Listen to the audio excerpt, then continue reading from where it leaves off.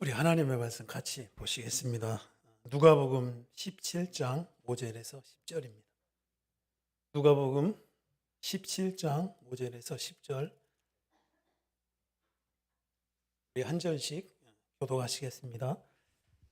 사도들이 주께 여짜오되 우리에게 믿음을 더하소서 하니 주께서 이르시되 너희에게 겨자씨 한 알 만한 믿음이 있었더라면 이 뽕나무더러 뿌리가 뽑혀 바다에 심기어라 하였을 것이요 그것이 너희에게 순종하였으리라.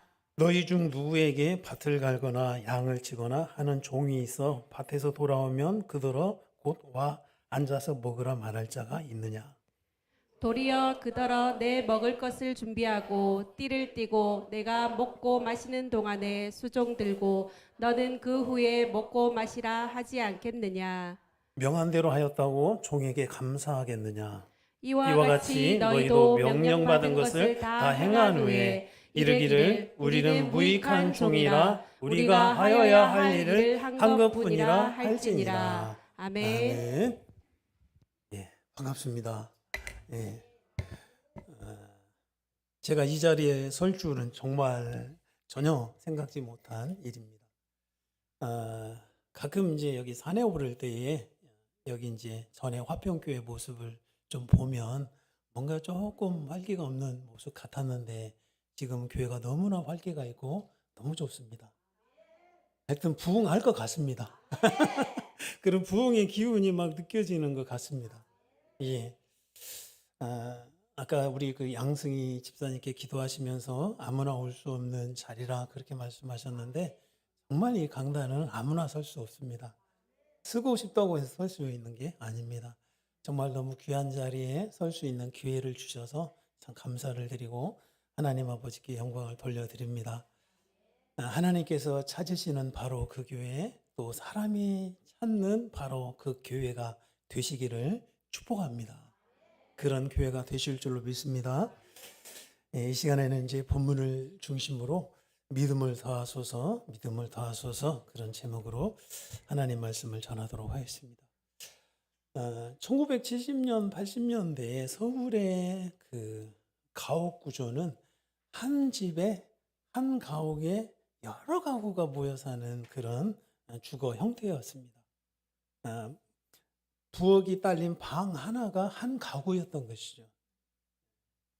그런 곳에서 이제 한 집에 여러 가구가 이렇게 모여 살았던 것이고, 그렇게 이제 벽 하나 두고 이렇게 서로 살다가 보니까 그때 뭐 단열재가 있었던 것도 아니고 옆집에서 나는 소음이 거의 다 들리는 그런 환경이었죠. 그런 가구 가운데 이제 어떤 신혼 부부가 결혼을 해서 아이가 태어났습니다. 아이의 울음소리가 들립니다. 그 아이를 보고 즐거워하는, 행복해하는 그 부부의 웃음소리가 새어나옵니다. 그런데 어느 순간에 아이의 울음소리가 잦아들고 부부의 다투는 소리가 들리고 가끔 가다가 엄마의 우는 소리가 들립니다. 이유가 무엇일까요? 그렇게 예쁘고 사랑스럽고 기대했던 아이가 자라지를 않는 것입니다. 성장을 하지 않는 것입니다. 그 부모는 아이가 다른 아이들보다 조금 발육이 늦겠거니 생각하고 조금 기다려봤지만 여전히 변화가 없었습니다. 아이가 자라지 않는 것입니다. 부부는 이상해서 아이를 데리고 병원에 가서 진단을 받아본 결과 뇌성마비라고 하는 진단을 받게 되었습니다. 자라지 않는 아이, 본인에게도 말할 수 없이 고통스럽죠. 저희가 바로 이 아래 살고 있는데 그 밑에 층에 이제 성인이 되었는데 항상 집에서 생활하는 재가장애인이 있습니다. 밖에 나오질 못합니다. 자라지 않는 아이는 본인에게도 말할 수 없이 고통스럽겠지만 그 아이를 보는 부모님의 마음은 오죽하겠습니까? 좀 공부 못해도 정서적으로, 신체적으로 건강하게 자라는 것이 가장 귀한 일인 줄로 믿습니다. 너무 공부하라고 닥달하지 마세요. 공부하다가 이 정서적으로 아이들이 병들어가지고 좀 이상하게 된 그런 아이들도 많이 있습니다. 그렇다고 여기 학생들이 많이 있는데 그걸로 또 위안 삼고 공부 안 하시면 안 됩니다. 정서적으로 건강하면서 공부도 열심히 하셔야 돼요. 공부 안 하시면 고생해요. 지식이 없으면 망한다고 그러잖아요. 공부 안 하면 고생해요. 힘든 일 할 수밖에 없는 것이 현실이라는 것입니다. 그런데 성장하지 않는 아이를 보는 그 부모의 고통스러운 심정이 자라지 않는 하나님의 그 자녀를 보는 아버지 하나님의 심정이라는 것을 아십니까? 아이가 태어나면 누워만 있던 아이가 애써서 뒤집기를 합니다. 뒤집으려고 여러 번 애를 써요. 그러다가 아이가 뒤집습니다. 뒤집게 되면 기어요. 그 다음에 이제는 일어나서 걷게 되는 것이죠. 말을 하고 성장을 이렇게 하게 되는 것이죠. 예수님을 믿는 하나님의 자녀도 영적으로 성장하셔야 합니다. 아이가 태어나면 엄마의 모유를 먹고 엄마의 돌봄을 받으며 성장하듯이 하나님의 자녀들도 영적으로 자라셔야 한다는 것입니다. 그래서 신앙생활을 거듭할수록 예수 그리스도를 닮아가셔야 돼요. 저는 예수님을 믿은 지 40년이 되었는데 지금도 잘하고 있습니다. 지금도 10년 전의 제 모습과 몇 년 전의 제 모습과 작년의 제 모습이 다른 것을 제가 느낍니다. 시간이 갈수록 제 생각이 자라고 영적인 지식이 자라고 성품이 자라고 또 리더십이 자라는 것을 보게 되어져요. 더 담대해지고 더 뭔가 이렇게 마음이 넓어지는 그런 경험들을 이렇게 하게 됩니다. 제가 잘하는 것이 아니라 하나님께서 저를 잘하게 하시는 것이죠. 잘하지 않으면 성장이 멈추면 죽음입니다. 성장해야 합니다. 그래서 예수님을 믿는 성도들은 구원받은 성도들은 이제는 구원받은 것으로 끝나는 것이 아니라 성화의 과정을 거치셔야 되고 그 성화의 과정을 거쳐서 이제는 영화에 이르게 되는 것입니다. 우리 영화에 이르게 되어지면 우리 예수님의 모습과 같이 온전하게 될 것이에요. 더 이상 부족한 모습이 없게 될 것이에요. 더 이상 죄와 싸우고 정욕과 싸우는 일이 없게 될 것입니다. 그런 모습이 되기까지 우리는 성장을 해야 한다는 것입니다. 우리의 신앙이 자라야 할 이유는 우리가 신앙생활 하는데 시험과 유혹과 환난이 많다는 것입니다. 신앙생활이 쉽지 않아요. 우리 이미 구원 받았잖아요. 이미 구원 받았지만 또 이 가운데는 구원의 확신이 없는 분이 계실 수도 있겠지만 이미 하나님의 자녀들은 구원 받았어요. 그러나 구원이 완성된 게 아닙니다. 우리 구원은 언제 완성이 되어요? 우리 예수님이 기다리고 계시는 천국에 들어갈 때 우리 구원이 완성되는 것입니다. 근데 그 천국에 들어가기까지 여정 가운데 헤아릴 수 없는 시험과 유혹이 있다는 것입니다. 저는 날마다 시험을 받아요. 날마다 유혹을 받게 되는 것 같아요. 그러니까 날마다 영적인 싸움을 해야 하는 것이 우리의 신앙의 여정이라는 것입니다. 이런 신앙의 여정 가운데서 우리가 믿음을 지키고 승리하시기 위해서는 신앙이 자라셔야 합니다. 우리 절대 믿음은 버리시면 안 되는 거예요. 믿음보다 귀한 게 없어요. 믿음의 결국은 영혼의 구원이기 때문에 그렇다는 것입니다. 그래서 바울 선생님도 환난 가운데 있는 성도들을 위로하면서 우리가 하나님 나라에 들어가기까지는 많은 환난을 겪어야 할 것이다. 그렇게 위로 아닌 위로를 해주시는 것을 볼 수가 있습니다. 이 믿음이 성장하지 않으면 시험을 이길 수 없고 유혹에 넘어갈 수 있다는 것입니다. 그리고 환난 가운데서 인내하기도 어렵다는 것입니다. 귀하신 성도님들 장래에는 시험과 유혹이 이제 더욱더 노골적이 되고 현실적이 되고 실제적으로 다가오게 된다는 것입니다. 그때 어쩌면 우리는 신앙과 목숨 가운데서 이제 신앙을 선택해야 할 그런 때가 우리에게 올 수도 있다는 것입니다. 그렇게 시험과 유혹이 현실적이 될 때에 우리가 과연 믿음을 지킬 수 있는가? 그때 우리의 믿음을 지키시기 위해서는 우리의 신앙이 자라셔야 한다는 것입니다. 또한 우리의 신앙이 자라셔야 사명을 감당할 수 있고 또 주님께서 맡겨주신 일을 할 수가 있는 것입니다. 이 사명의 길을 간다고 하는 것은 치열한 영적인 싸움입니다. 우리 육신의 성향과는 반대되는 길이 이제 사명의 길을 가는 것입니다. 그래서 우리가 사명의 길을 끝까지 감당하시기 위해서는 이제 우리의 믿음이 성장을 하셔야 된다는 것입니다. 그래서 예수님께서도 공생의 사역을 하시기 전에 잘하셨다고 말씀하셔요. 잘하셨다고. 우리 말씀 한 구절 좀 보시겠습니다. 누가복음 2장 40절. 거기 PPT 좀 넘겨주시길 바랍니다. 누가복음 2장 40절. 아이가 자라며 강하여지고 지혜가 충만하여 하나님의 은혜가 그의 위에 있더라. 그렇게 말씀하고 있어요. 그러니까 예수님은 자라가시면서 강해지셨다고 말씀하고 있어요. 영적인 야성이 길러졌다는 것입니다. 더욱더 담대해지시고 지혜로 충만해지셨다고 그렇게 말씀을 하고 있습니다. 예수님이 키와 지혜가 균형 있게 자라시자 그 위에 하나님의 은혜가 함께 하셨다고 말씀하고 있습니다.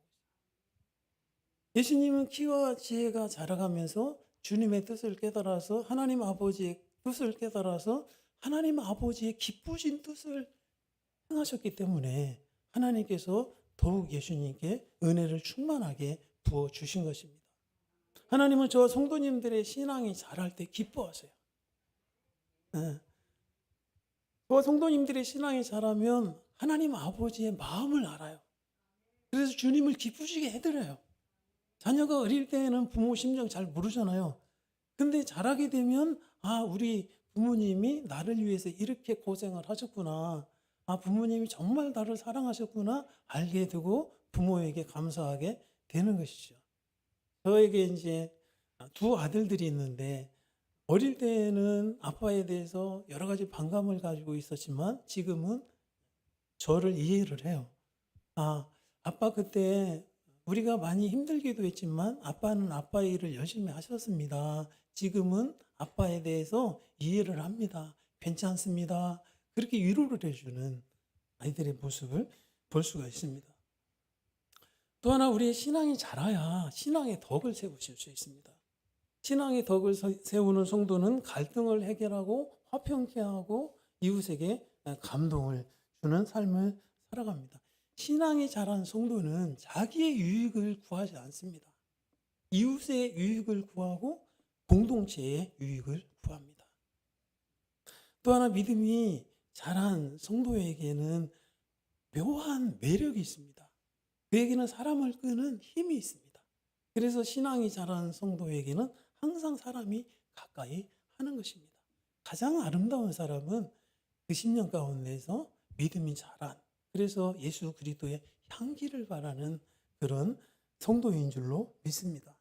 이런 이유 때문에 성경은 우리의 신앙이 자라기를 권면하시는 것입니다.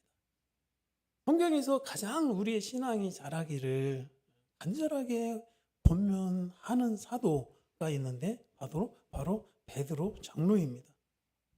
베드로 장로는 베드로 전서를 성도들의 신앙의 자람의 권면으로 시작을 하고 베드로 후서 역시 성도들의 신앙의 자람의 권면으로 마치는 것을 볼 수가 있습니다. 베드로전서 2장 1절로 2절을 보시면 우리 같이 한번 보시겠습니다. 시작. 그러므로 모든 악독과 모든 기만과 외식과 시기와 모든 비방하는 말을 버리고 갓난 아기들같이 순전하고 신령한 젖을 사모하라. 이는 그로 말미암아 너희로 구원에 이르도록 자라게 하려 함이라. 그렇게 말씀하고 계세요. 그러니까 베드로 장로는 우리의 신앙이 자라기를 원하셨는데 우리의 신앙이 자라기 위해서는 그 죄악에 대한 그 즐거움의 미련을 버리시고 신령하고 순전한 젖을 사모해야 한다는 것입니다. 왜냐하면 하나님은 사모하는 자에게 은혜를 주시기 때문에 그런 것입니다. 그렇게 사모함으로 주의 은혜를 받게 되면 우리의 신앙이 자라게 되는 것입니다. 우리 신앙이 왜 자라야 합니까? 구원에 이르러야 하기 때문에 우리의 신앙이 자라야 된다고 그렇게 말씀을 하고 있습니다. 베드로후서 3장 18절에서도 같이 한번 보시겠습니다. 베드로후서 3장 18절 시작. 오직 우리 주 곧 구주 예수 그리스도의 은혜와 그를 아는 지식에서 자라가라. 영광이 이제와 영원한 날까지 그에게 있을지어다. 그렇게 말씀하고 있어요. 베드로 장로가 왜 성도들의 신앙이 자라도록 이렇게 권면을 하셨을까요? 초대교회 당시의 성도들이 그 실제적인 그 박해와 그 불같은 시험 가운데 있었기 때문입니다. 그들은 로마 황제의 극심한 박해 가운데 있었고 그 가운데서 안전한 삶에 대한 유혹이 있었어요. 그때는 예수님을 믿는다고 하면 어떤 공직에서도 배제가 되었었고 또한 경제적인 활동에도 참여할 수가 없었던 것입니다.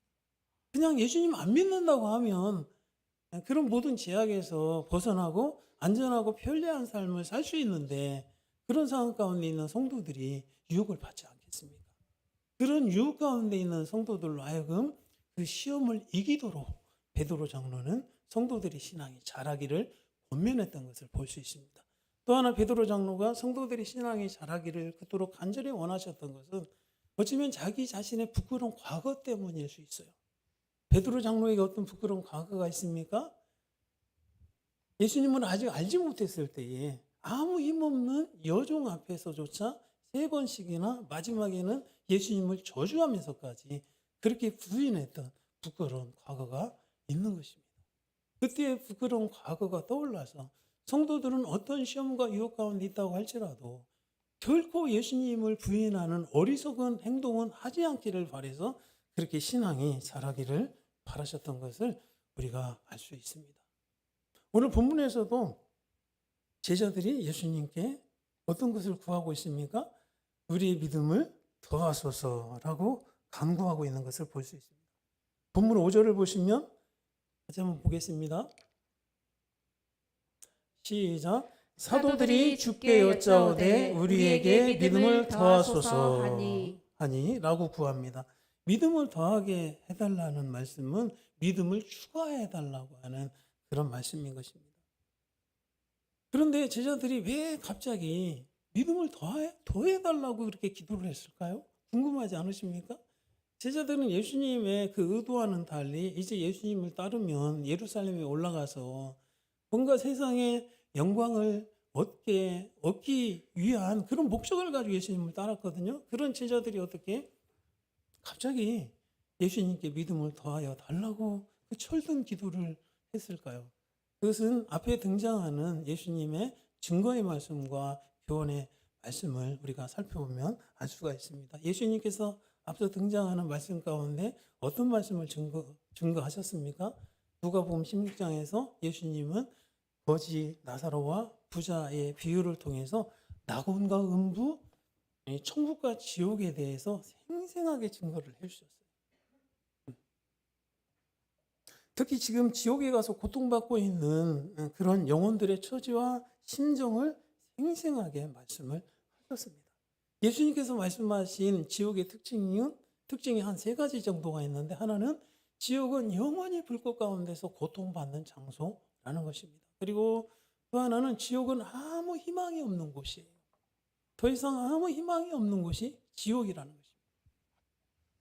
아무 희망이 없는 곳이기에 지옥이에요. 그리고 3번째로 예수님께서 지금 지옥에 가서 고통당하고 있는 사람들의 심정에 대해서 말씀하셨는데 지금 지옥에 가서 고통당하고 있는 분들의 심정은 이 땅 가운데 살고 있는 아직 믿을 기회가 있는 분들에게 지옥의 실상을 어떻게 해서든지 알리고 싶어 해요. 그리고 할 수만 있으면 아직 이 땅 가운데 살고 있는 우리 이웃들이 이 고통받는 지옥에 절대 오지 않기를 간절히 바라고 있다는 것입니다.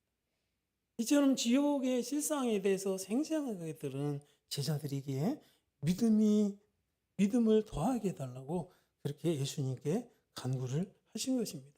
또 하나 예수님께서 제자들에게 제시하신 이 신앙의 윤리와 도덕의 수준이 너무 높아요. 예수님께서 말씀하신 그 신앙의 윤리에는 아직 변화되지 못한 이 제자들은 도무지 다다를 수가 없는 그런 높은 신앙의 윤리였다는 것입니다. 본문 1절로 2절을 보시면 예수님은 실족해 하는 일에 대해서 경고하셔요. 실족해 하는 일이 없을 수는 없으나 실족해 하는 그 사람에게는 화로다, 그런 말씀이에요. 그러니까 예수님은 교회 안에 작은 자 한 사람이라도 실족해 되는 것에 대해서 너무나 마음 아파하세요.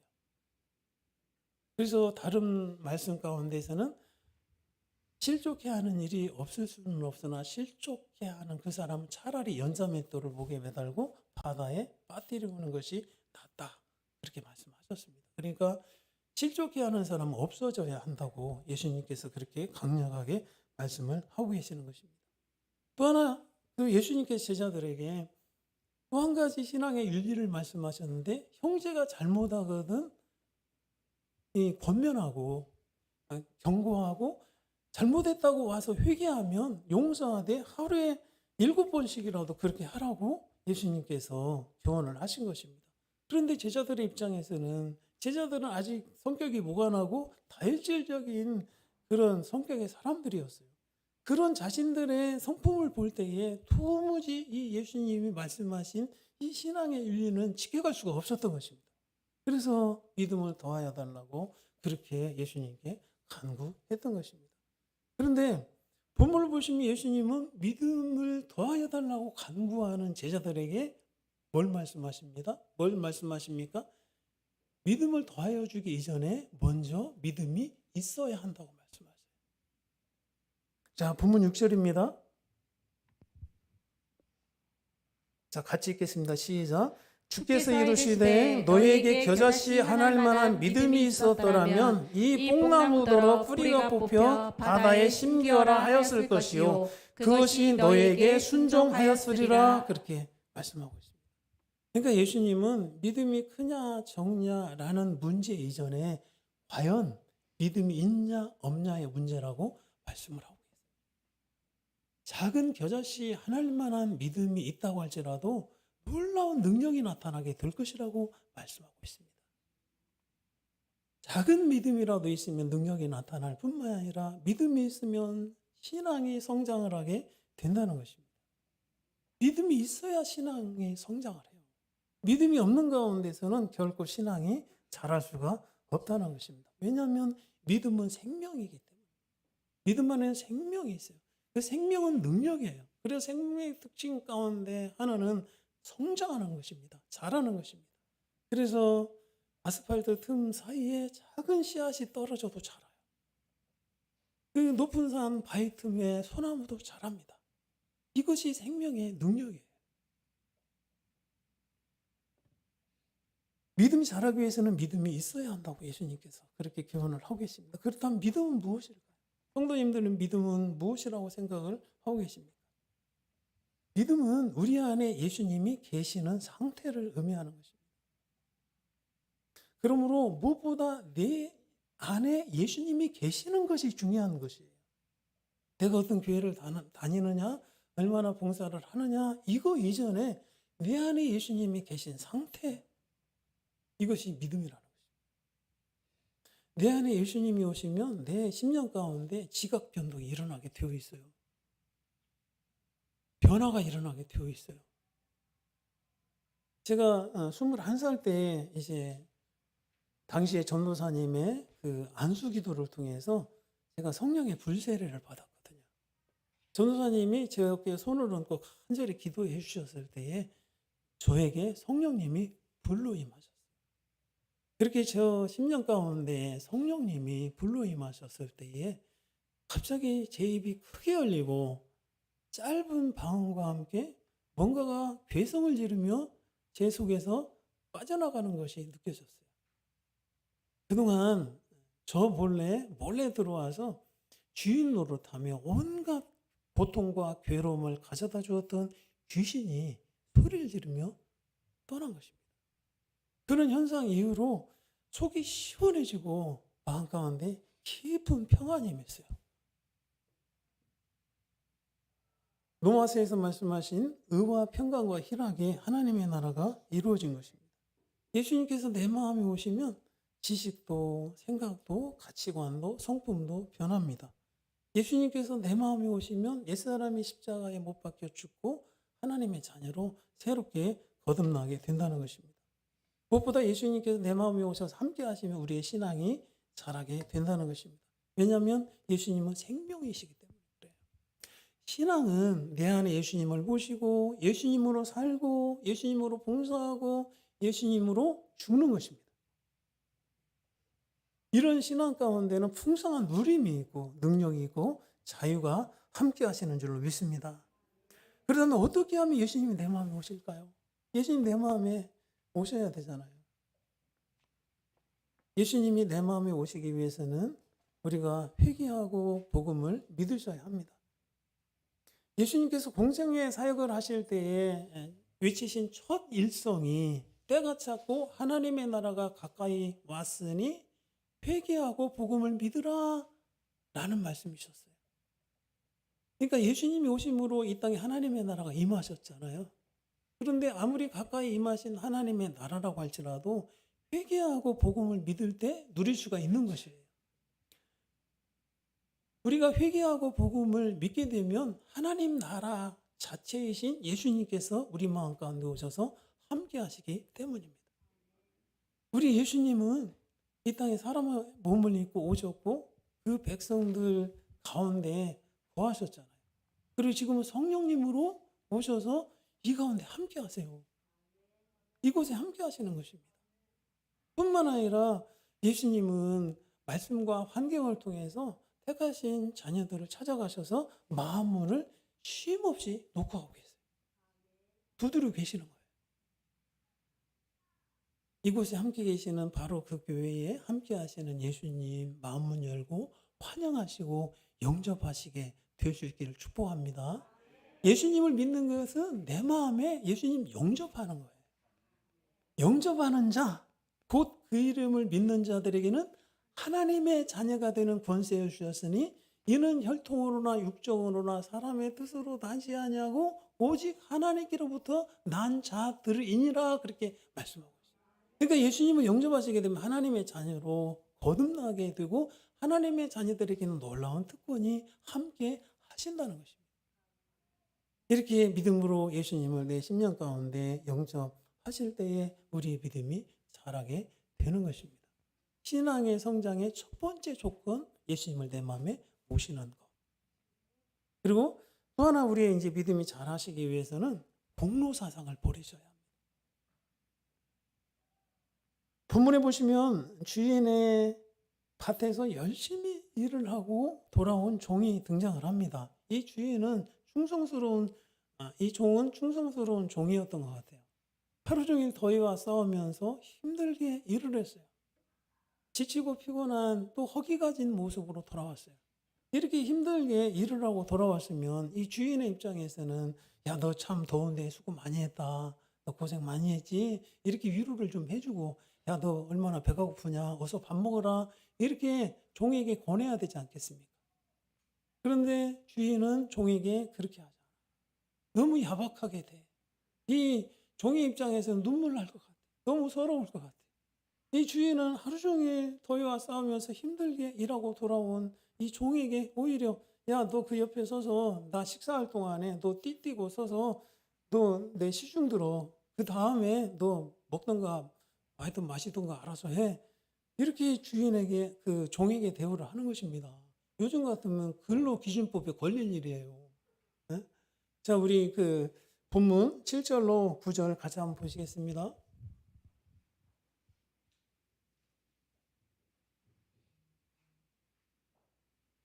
자, 7절로 9절. 자, 시작. 너희 중에 누구에게 밭을 갈거나 양을 치거나 하는 종이 있어 밭에서 돌아오면 그더러 곧 와 앉아서 먹으라 말할 자가 있느냐? 도리어 그더러 내 먹을 것을 준비하고 띠를 띠고 내가 먹고 마시는 동안에 수종 들고 너는 그 위에 먹고 마시라 하지 않겠느냐? 명한 대로 하였다고 종에게 감사하겠느냐? 참 이 주인의 종에 대한 처사는 너무 야박해. 저 같아도 눈물 날 것 같아. 옛날에 그 시골에서 그 서울에 올라가서 막 공장에서 일하고 막 그러던 분이 계셨거든요. 그런데 그때 인권도 없었어요. 그때 참 서러움 많이 당했어요. 이 종의 심정이 꼭 그랬을 것 같아요. 그런데 주인의 입장으로서는 종이 그렇게 하는 것이 당연하다고 말씀하고 있어요. 종의 입장으로서는 주인을 그렇게 섬기는 것이 당연하고 하루 종일 아무리 수고를 했다고 할지라도 대가를 바라지 않는 것이 종의 입장에서는 당연한 일이라고 말씀을 하고 있어요. 왜냐하면 이유가 있어요.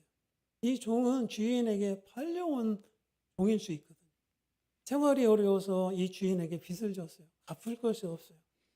그 빚을 대신해서 팔려올 수 있었다는 것입니다. 그리고 노예시장에서 이 주인이 비싼 대가를 지불하고 이 종을 사왔을 수 있다는 것입니다. 이 종에게는 어쩌면 건사할 가족들이 있었는지도 몰라요. 주인은 이 종의 가족들까지 받아준 것입니다. 그러니까 이 종의 입장에서는 주인에게 말할 수 없는 은혜를 입은 것이에요. 호의를 입은 것입니다. 이렇게 은혜를 입은 종의 입장에서 주인이 명한 대로 하는 것 당연한 것이고, 명한 것을 다 행한 후에 오히려 우리는 무익한 종이라고, 내가 해야 할 일을 했을 뿐이라고 고백하는 것이 당연하다고 본문에서 말씀하고 계시는 것입니다. 세상에 힘들지 않는 일이 어디 있겠습니까? 저도 힘든 일 많이 해봤어요. 근데 사명의 길을 걸어가는 거 참 힘든 일 같아요. 특히나 개척교회 목회를 한다고 하는 거 참 힘든 것 같아요. 고난의 길이에요. 희생이 따라요. 때로는 오해도 받고 억울한 일도 생겨요. 억울한 일을 당해도 맞대응할 수가 없어요.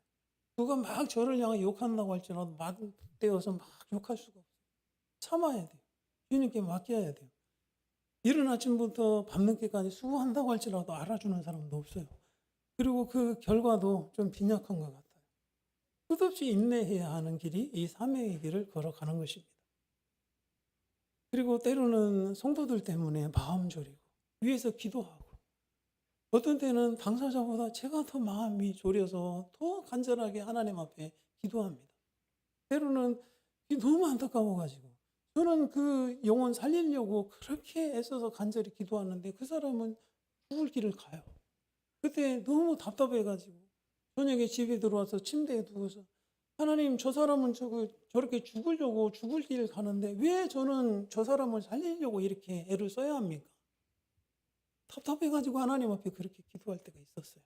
근데 그것이 사명자의 삶이라는 거죠. 사명자의 길이 고난이 있다고, 그 길에 어려움이 있다고 포기할 수 없는 것이 사명자의 길이라는 것입니다. 이처럼 사명자의 길이 십자가의 좁은 길이요, 남에게 말하지 못하는 여러 가지 어려움이 있는 것이 사실이지만, 저는 이 길을 걸어가면서 한 번도 하나님께 원망해 본 적이 없어요. 아무리 이 길이 좁고 이 길 가운데 고난이 있다고 할지라도 하나님께서, 우리 예수님께서 저에게 주신 은혜를 생각하면 할 말이 없어요. 제가 이래봬도 비록 가진 건 많지 않고 외모 내세우고 자랑할 거 없다고 할지라도 하나님 앞에 신령한 복을 엄청나게 받았어요. 저는 복을 많이 받은 사람. 우리 예수님 때문에 저 같은 죄인이 죄와 그 슬픔과 저주에서 구원을 받게 되었습니다. 우리 주님의 은혜 때문에 이 평안을 누려요. 주님께서 제 마음 가운데 깊은 평안을 주셨거든요.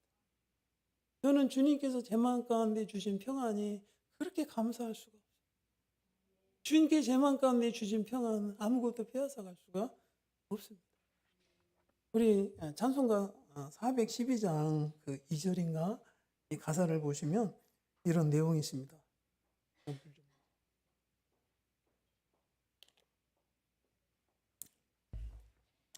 내 마음속에 솟아난 이 평화는 깊이 묻힌 보배로다. 나의 보화를 캐내어 가져갈 자 그 누구랴 안심일세 평화.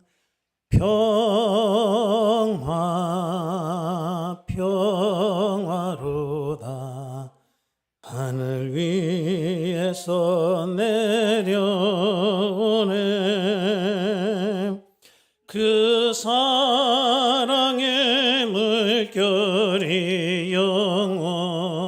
영원토록 내 영혼을 덮으소서. 제가 주님의 평안에 대해서 그렇게 감사하는 이유는 저는 한때 마음의 병을 심하게 앓았던 적이 있어요. 그때 제 마음은 불안과 두려움으로 요동쳤었습니다. 너무 지옥 같은 고통 견딜 수 없어서 그 질병으로 인하여서 제가 교회 가서 하나님 앞에 간절히 기도함으로 주님을 만났습니다. 죄와 그 마음 가운데 그 불안과 두려움 가운데서 구원을 받고 주님의 평안을 누렸을 때에 얼마나 감사했는지 모릅니다. 이 평안을 누리고 있다고 하는 것, 그 무엇도 앗아갈 수 없는 참된 평안을 누리고 있다고 하는 것이 저는 제가 우리 예수님께 받은 가장 귀한 복이라고 생각합니다. 아무리 좋은 여건, 환경 가운데 살아간다고 할지라도 평안이 없으면 행복할 수 없어요. 요즘에요, 병원에서 가장 바쁜 그 부서가 어디냐면 신경정신과. 이 고현에도 신경정신과 있는데 환자들이 많습니다. 너무 불안해서 가만히 있지를 못해가지고 그냥 밤새도록 거리를 배회하는 하는 사람들도 많이 있다는 거죠. 그런 제가 이 평안을 누리면서 이전에 저와 같은 사람들을 만났을 때에 당신도 예수님을 믿으면 저처럼 새롭게 될 수 있습니다 라고 복음을 전할 수 있다고 하는 사실이 얼마나 감사합니까? 얼마나 놀라운 은혜입니까? 네. 저는 분명히 예수님을 알지 못했다고 하면 이 제 몸을 제 몸이 건강했다고 하면 제 건강한 몸을 주의 병기로 들여서 저뿐만이 아니라 이웃에게 말할 수 없는 고통을 주었을 삶을 살았을 것입니다. 그런 제가 의의 병기가 되어서 생명을 구원하는 일에 쓰임받는다고 하는 것이 얼마나 귀한 은혜입니까? 저에게는 모든 것이 은혜입니다. 아내도 은혜요, 가정도 자녀들도 은혜입니다. 때로 아내가 잠든 모습을 보면서 이 사람도 하나님의 은혜이지, 이 사람도 하나님께서 내게 주신 복이지 라고 생각할 때가 많이 있어요. 예. 또 우리 자녀들 내 뜻대로 안 되는 아이들이지만 그 아이들이 내 앞에서 긍중긍중 걸어다니는 모습을 볼 때에 저 아이들도 하나님의 은혜이지, 하나님께서 내게 주신 기업이지 라고 생각하고 감사할 때가 많이 있습니다. 배우자를 보면서 아이고 이 왼수라고 하시는 것이 아니라 저 사람 하나님의 은혜이지, 하나님이 내게 주신 복이지 라고 고백하실 수 있다고 하면 부부간에 어찌 화목하지 않을 수 있겠습니까? 어찌 가정이 화목하지 않으며 어찌 그 가장이 세상에 나가서 성공하지 못하겠습니까? 배우자를 바라보시면서 자녀들을 바라보시면서 속으로 이 왼수야 어쩌다가 내가 당신을 만나냐 하실 것이 아니라 하나님이 내게 주신 복이지, 하나님이 내게 허락하신 은혜이지 라고 고백하실 수 있길 바랍니다. 거기에 행복이 함께 하시는 줄 믿습니다. 만약 제 삶에 예수님이 없었더라고 하면 저는 지금까지 살아있지 못할 가능성이 많았던 사람이에요. 살아있다고 할지라도 비참한 인생을 살았을 것입니다. 술에 의존하고 어쩌면 행렬병자가 되어서 방황하고 있었을 수도 있습니다. 알코올 중독자 성도님, 그분을 21세기 한일병원에 입원시켜 드리기 위해서 그곳을 자주 방문합니다. 그곳에 가면 폐쇄병동이 있습니다. 정도가 심한 분들을 이제 강제로 수용해놓고 치료를 하는 것입니다. 저는 그곳에 가서 그곳에 입원해 계시는 분들을 뵐 때마다 제가 말은 안 하지만 나도 예수님 아니었으면 저렇게 폐쇄병동에 갇혀 있을 수 있었는데 내가 이런 평안함을 누리고 내가 이 복을 받았다고 하는 것이 얼마나 감사한가. 그런 생각을 할 때가, 그런 감사를 할 때가 참 많이 있습니다. 사실 우리가 잊고 살아서 그렇지, 깨닫지 못해서 그렇지 은혜 아닌 게 없어요. 모든 것이 은혜입니다. 성도님들이 이해가 되십니까? 왜 하고 많은 사람들 가운데서 하나님께 나 같은 사람을 택하셨을까? 저는 이해가 안 돼요. 저보다 잘나고 똑똑하고 선하게 사는 사람들이 많은데 어찌 저 같은 사람을 택하셨을까? 어찌 저 같은 사람에게 성령의 선물을 주셔서 예수님을 믿는 믿음을 주셨을까? 어찌 저 같은 사람을 죄에서 구원하시고 하나님의 자녀 아니었는데 죄에 허물러 죽어서 공중의 권세 잡은 자를 따르며 이 세상의 풍조를 따르며 육체와 마음이 원하는 것을 하여 본일상 진노의 자녀였는데 지옥 가도 할 말이 없는 죄인이었는데 어떻게 나 같은 사람을 하나님의 자녀 삼아 주셨을까? 하나님이 저를 얼마나 사랑하시는지 아세요? 눈동자처럼 사랑하세요. 천사를 보내셔서 제가 위험에 처할라 싶으면 지켜주세요. 제 입에 신음소리까지 들어주시는 좋으신 아버지이십니다. 저는 그런 하나님의 자녀가 될 자격이 없는데 그렇게 하나님께서 저를 자녀 삼아 주셨어요. 그러니까 생각해 볼수록 하나님의 은혜가 아닐 수 없다는 것입니다. 모든 것이 은혜라고 하는 당연한 고백이 있을 때 우리 신앙이 자랍니다. 모든 것이 은혜라는 고백을 하는 성도는 자기의 공로 생각하지 않습니다. 오직 모든 것이 은혜라고 고백하는 성도는 이제 십자가만 바라봅니다. 오직 십자가의 대속의 은혜만을 높입니다. 예수님은 오직 십자가만을 바라다보고 십자가의 대속의 그 공로만을 높이는 성도에게 한량없는 은혜와 주님을 아는 지혜를 주세요. 우리 신앙은 십자가에 우리 같은 죄인을 위해서 고난당하신 예수님의 그 사랑의 깊이를 깨닫는 것과 비례로 성장을 하는 것이에요. 그러나 내 공로를 내세우게 되면 주님의 은혜가 임하지 않고 주님의 은혜를 경험할 수가 없어요. 왜냐하면 내 공로로 가득한 사람의 심령에는 주님의 은혜가 스며들 바늘구멍만한 공간도 없게 됩니다. 내 공로 의식이 주님의 은혜를 아주 철벽처럼 가로막아요. 그래서 내 공로 의식으로 가득하게 되면 믿음이 자라지 않을 뿐만이 아니라 천국에도 못 간다는 거죠. 내 공로로 천국 못 가요. 오직 우리 예수님의 십자가의 대속의 공로로만 천국에 들어갈 줄로 믿습니다. 그러니까 내 공로를 버린다고 하는 것이 너무너무 중요한 일이라는 것입니다.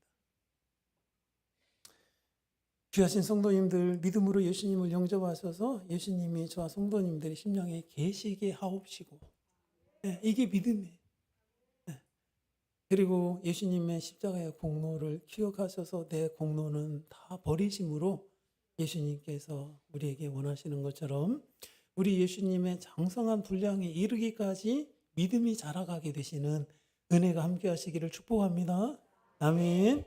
자, 우리 믿음으로, 오직 믿음으로 여기 이제 결단의 찬송하시고 기도하며 나가시겠습니다.